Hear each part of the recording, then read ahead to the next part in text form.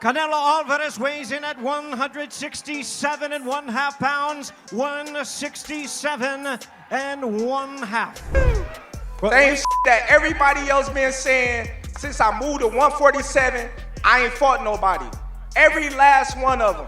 Stump a mud hole in their ass and he gonna be next. Canelo and Crawford are turning up the heat, like a boiling pot with no lid. Forget the usual cool stare downs. Every press conference feels like round on.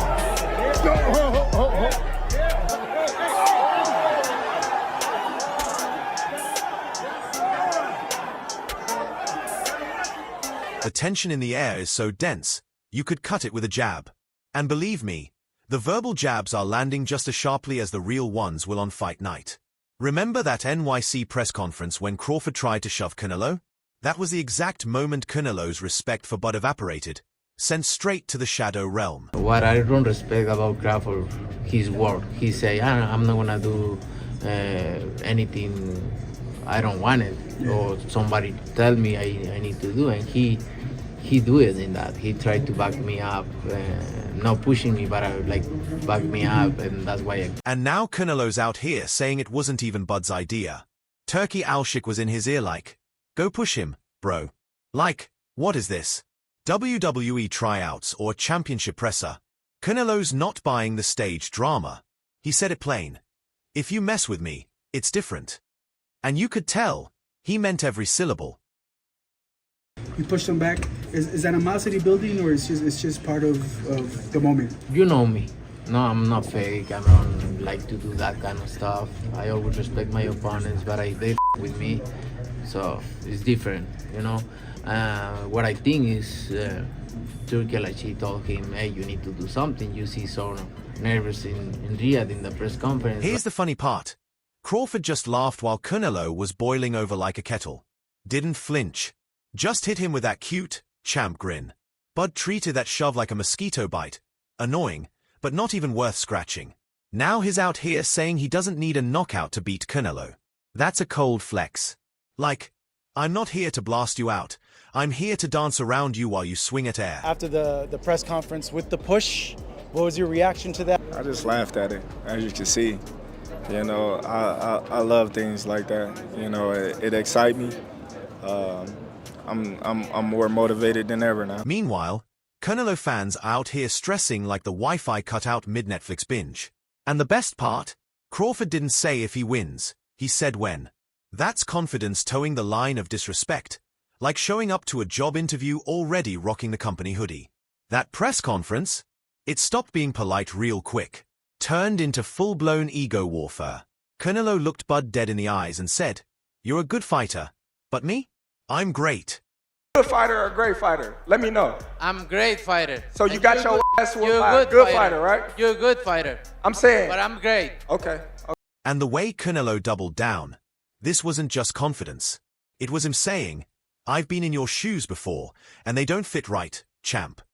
Then Crawford dropped the Bible bomb. Every time you step up, you lose. Cold. Like he was reminding the world that Dmitry Bivol turned Canelo into a frustrated redhead trying to solve calculus under pressure. That means you're a good fighter, and Bivol is a great fighter, right? And question. Well, every time you stepped up, you lost. Great fighter. I'm not. Bro, that's not trash talk, that's career talk. You could feel the air shift. This wasn't just promotion, this was pride on the line. Now, this fight isn't just about belts, it's about erasing ghosts. Canelo wants to bury that Bivol memory once and for all. Crawford's out here to prove he's the real great. Like I always said, I'm a big fan of Canelo, he's a great fighter, but I think I'm better. Just when you thought the heat couldn't get any higher after that press conference showdown, Eddie Hearn steps in with some promoter logic. He's basically saying, look, Canelo doesn't even want this fight that bad, because if he beats Crawford, everyone's gonna say, so what? He was smaller. And honestly, he's not wrong. Boxing fans can be as picky as restaurant critics. It's a fight Canelo really wants, if I'm honest, because I think he feels like he won't get a lot of credit beating a light middleweight. And Crawford's going to move a lot in that fight, which is not ideal for Canelo. You beat a legend, they say he was old. You beat a smaller guy, they say he was undersized. It's never enough. But Eddie also knows if Bivol keeps shining at 175, that's the real challenge Canelo has to face. And let's be real, Bivol already gave Canelo a math lesson once. So yeah, Eddie's playing chess while we're all yelling checkers. I mean, like, you know, if Bivol wins, he could fight him for undisputed. That's a very tough fight. What's the other options? You know, Benavidez is up at 175. Obviously, His Excellency wants to make that fight. And so while Eddie Hearn's over here playing matchmaker like it's fantasy boxing, Stephen Fulton steps in sounding like the real voice of the fighters. He's backing Crawford, not for the money, but because Bud's got that daredevil DNA. He's the type to step up and test himself against giants. Fulton's basically saying, I respect anyone crazy enough to fight uphill battles because I've been there myself. And you know what? He's right. If Crawford pulls this off, that resume doesn't just get better, it becomes legendary. The kind of story you tell your grandkids. Went with Crawford this fight. It's nothing against Canelo, because Canelo's a hell of a fighter. I don't know how he is as a person. Neither the guy, I don't know how neither of them are as a person, but I like Crawford for challenging himself. Like, that's the type of things I do and I've done. So I like anybody that's willing to. What I love here is Fulton breaking it down simple. Use your boxing brain, stay sharp, and don't let Canelo drag you into a slugfest. That's pure wisdom. Because if Crawford tries to go power for power, he's walking straight into the lion's den. But if he stays slick, stays smart, suddenly the little guy becomes the problem nobody can solve. And Fulton's not just hyping, it's a fighter recognizing another fighter's mindset, and that hits different. Whether it's money or not, you still have the heart to go in there and challenge the bigger guy. So, but I think it's going to be, I think if Crawford uses his boxing ability, then it'll be a better fight. fight. So Fulton was handing Crawford his flowers for stepping up. Now George slides in like that one friend who flips the whole barbershop debate upside down. You can hear it. He's torn. 1 minute he's leaning Bud. The next is backing Canelo. Like he's switching teams mid-argument just to keep the smoke alive. And honestly, I get it. We've all been there. Nah, bro, I changed my mind after watching a couple highlight reels at 2 a.m. But George breaks it down like a chess match. If Canelo turns on that pressure cooker, it's lights out. But if Crawford stays slick and makes Canelo chase shadows, then hey, the judges might just call his name. Canelo is the pressure fighter. He's got to put the pressure on Crawford. He has to be able to land his big shots. He's seasoned at fighting at super middleweight. He's fought as high as light heavyweight, as we know. So he is accustomed to the bigger punches, the bigger shots. I don't think Crawford can really land anything that's going to trouble a guy like Canelo. And let's be real. You and I both know the size gap is the elephant in the room. Crawford might be slick, but Canelo's built like he was forged from dumbbells. George's take? Bud's got two options. Outbox him like a ghost or get treated like heavy bag number 13 in Canelo's gym. And that stoppage prediction? That's George putting his chips on red. I respect it. But I'm telling you, if Bud actually pulls this off, half of boxing Twitter will be deleting their old tweets real quick. Two ways this fight, can go. Crawford's way of winning the fight, I truly believe, is he needs to outbox Canelo Alvarez. He needs to, maneuver him and make Canelo second guess himself every single time. All right. So after George dropped his Clash of Titans breakdown, here comes Duke McKenzie swinging without hesitation. Forget the romance. Duke saying Crawford's about to do a number on Canelo. And honestly, I'm with him on this.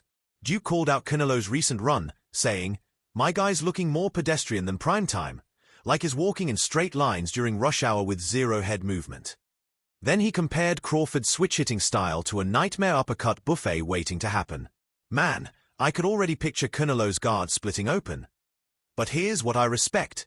Duke isn't sugarcoating. He's flat out saying, Crawford's due for that marquee fight, that career-defining masterclass.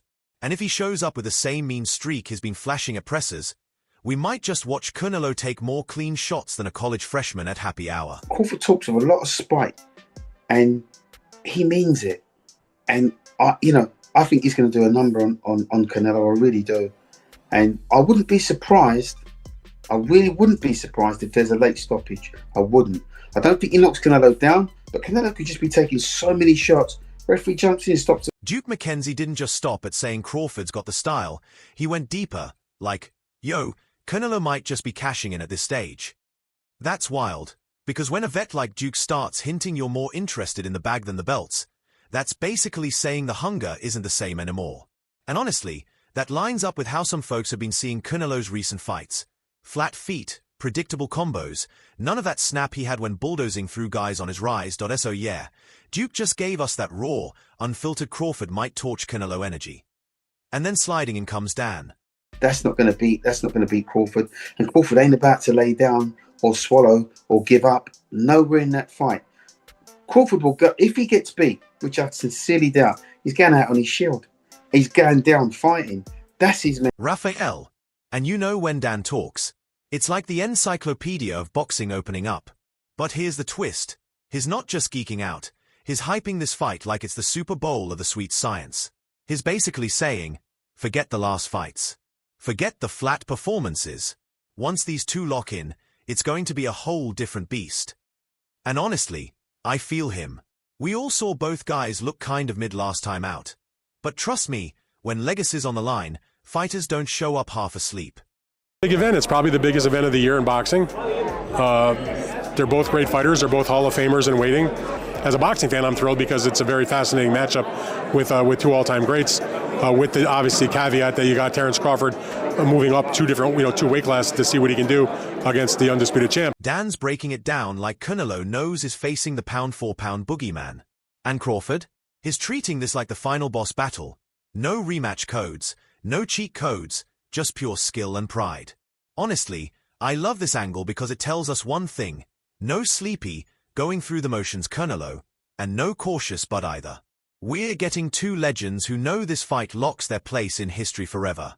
Either way, they are both bringing their A-game. Looked good in their last fight, but I suspect they're going to be a lot more into this fight. You know who you got in front of you in September, and Crawford's saying, I'm fighting the great Canelo Alvarez. Canelo's like, I'm fighting the 4-division champ, pound-for-pound type guy, and Crawford that's never lost. I better be really prepared. So I'm hopeful that aspect that they're really tuned in will help make it a bigger... All right, final wrap. Canelo versus Crawford isn't just a fight. It's a battle for legacy. The NYC shove lit the fuse. Bivol's ghost still hangs over Canelo. The pundits are split. Hearn's playing chess. Fulton's giving Bud props. Duke screaming Crawford's coming. And Dan Raphael is hyping the stakes.